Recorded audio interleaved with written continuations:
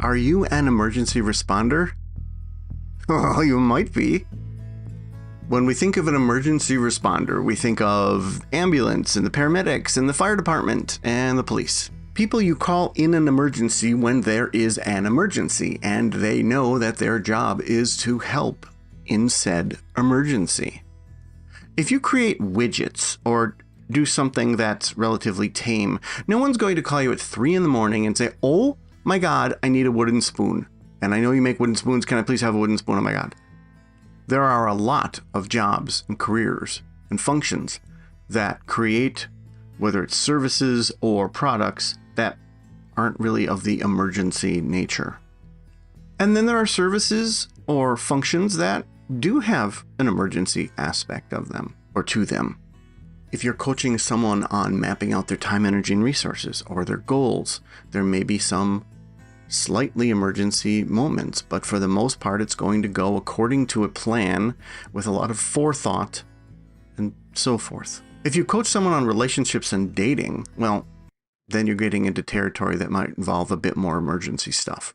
If you deal with electronics or IT, there is almost always that aspect of an emergency to it. If you build servers or deal with networks or security, there's going to be some downtime which might affect the business and therefore create an emergency. Is that bad? Well, it's not optimal. Obviously, we want to avoid emergencies. But if we have a client that we've dealt with, a current client that we've dealt with for some time, and emergencies crop up, you probably are someone who would just help them and deal with them.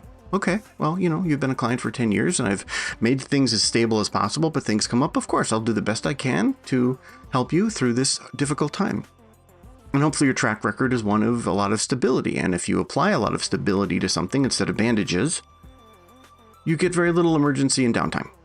But then there are people who may want to use your facilities, your skills, your talents.